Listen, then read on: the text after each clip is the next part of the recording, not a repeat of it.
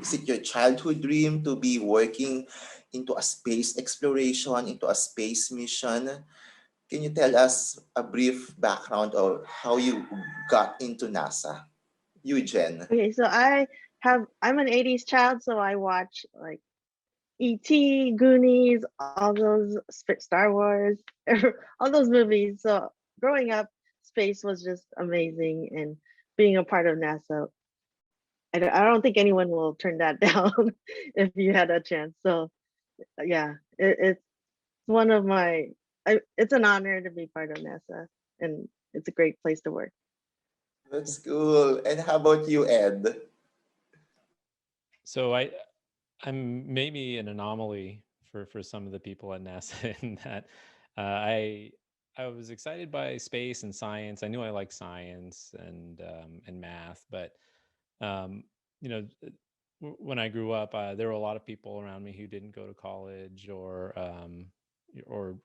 work in aerospace companies or anything like that. So I never really thought I could work for NASA when I was growing up, and I thought it was just those people who went to MIT who worked there and all that. And so I eventually got an engineering degree, and I didn't start at NASA right out of school. I went somewhere else, and really the thing that made me want to work for NASA was watching a video on the Curiosity rover landing and seeing people, seeing the engineers that I now know in person jumping and crying, and that made me cry because it made me realize all the amazing things that humanity can do together to do things for the advancements of science, and not of profit. So that was really the thing that did it for me. But I didn't grow up knowing that I wanted to work for NASA. Okay. And how about you, Greg? Yeah, I had a little bit of a not so straightforward path emotionally. When I was younger, I had a cousin that I looked up to, and everything he wanted to be, I wanted to be. So if he said he wanted to be a doctor, I would say, I want to be a doctor. Or if he wants to be a dentist, I want to be a dentist. And I remember when I was about 8 years old or so, he would say, I want to be an astronomer. And I had no idea what that meant, but I said, I want to be an astronomer. And I found out that, that had to deal with space. So then this cousin of mine would also be watching movies like Star Wars and Star Trek. And, that made me want to be an astronaut and work in outer space. But after high school, for some reason, I chose to study accounting pre-law. But after a while, I realized, that's not where my heart is set to be. And so even after 2 years of college, I started all over.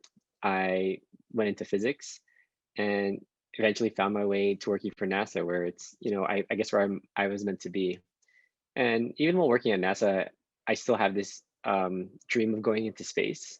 So whenever there's an astronaut application open, I've been submitting my applications, and hopefully one day I get selected and can go into space. That's a good narrative, Greg. Follow where your heart is. That's the point of your story. Now, guys, when we found out that we have Fil-Am, we have Filipino Americans working for NASA and for this specific Perseverance rover, we got excited, we got inspired. But for you guys, I want to know your thoughts. How will your stories encourage young Filipino scientists, young Filipino minds to have a career in space exploration or space mission in general? Eugen. Okay, so I think everybody in classrooms will be like watching our Perseverance rover do do its thing. But I think for them, they should just make sure they want to do what they like. Shoot for the stars. If you miss, you're still out of this world, kind of thing. And do the hard work. Like take the hardest math and just enjoy yourself, and everything will be rewarding after that. Yeah, that's good. How about you, Ed? Yeah, I think that there's a saying that representation matters, right? And seeing you can hear about other people accomplishing something, or you can see people who don't quite look like you and see them accomplish things, and maybe you'll want to be like them. But when you see somebody who looks a lot like you and has the background that you have, um, it becomes much more real to see yourself in that possibility. And so to see that, I hope it inspires people who maybe didn't look like the engineers at NASA in the past decades, and now they look more like us, and you know, Filipinos, and then many other ethnicities, and hopefully that we can be inspiring to people to let them know, just like how I didn't know that someone like me could be at NASA, but to let someone in the future know that they can be there too, and accomplish great things. Yeah, and you, Greg. I think, you know, growing up, there was a stereotype about nerds, and that kind of was kind of a discouraging thing for me. But guess what? Nowadays, nerds rule the world, right? Elon Musk, Mark Zuckerberg, Bill Gates, whoever you call it. And nerds are really the cool people now. And hopefully you can see that when our Perseverance landed, I believe the coverage on YouTube was #1 trending. And then when the landing videos came out, it was #2, #3 trending. And so it is really the new cool thing, right? Science and engineering. And we need that to progress as a human race. And hopefully the younger generations understand that, and that, you know, it's the cliche, but there's that song, right? Like children are the future. So, and we need to be able to have more science and engineers in our world to progress. Okay, that leads me to my next question, guys, because here in the Philippines, we already have a Philippine Space Agency. So, given a chance, are you looking forward to to visit Philippines and share your knowledge, share your thoughts, share your experiences for the Filipino scientists here in the country? Mhm. Yeah, I think we met with them yesterday actually, and we're trying to make sure that we're all cleared. But once we have that clearance, then yeah, we can start talking. That's a good start. How about you, Ed? Uh, Okay. Yeah, I think it's something that, I think of course it would make me happy to support the Philippine or any space agency to to get their footing. And I think there's always something that needs to get approved or worked out between different agencies before we can provide support. But I think it would be exciting to be able to help out once we have a sort of partnership lined up.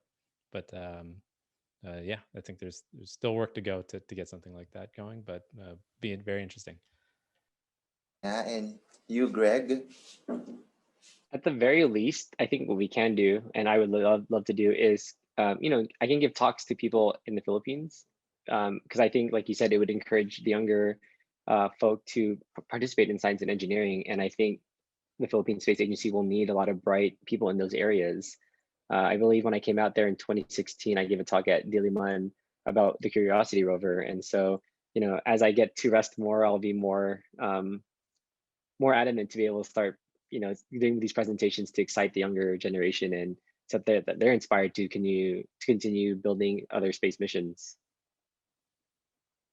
Okay, just to wrap this interview, what would be your message to your kababayans here in the Philippines, looking up to you, inspired by your stories, inspired by your works?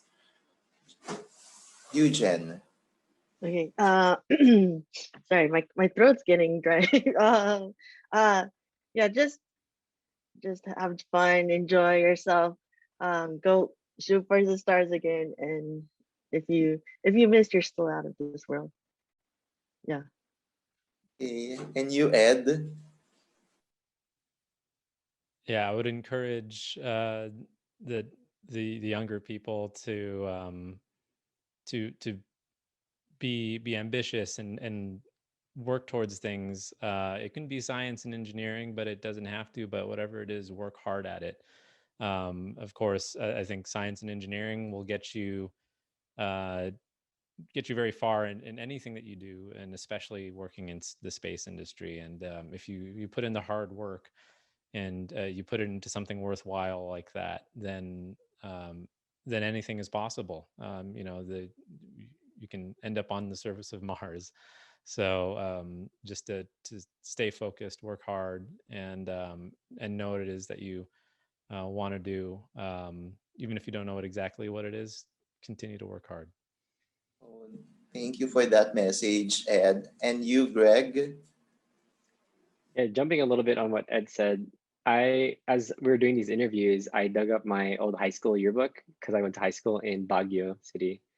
And we all had a quote to write under our name. And I'm sure I'll get teased about this, but my quote under my name was studies first, because I was such a huge nerd and everyone kept saying studies first, which is true, right? You want to work hard. But now that I'm older, I will say that don't forget to carve out time to relax and have fun, because you can work so hard, but at some point, if you don't relax and party for a little bit, then you will not be productive at all.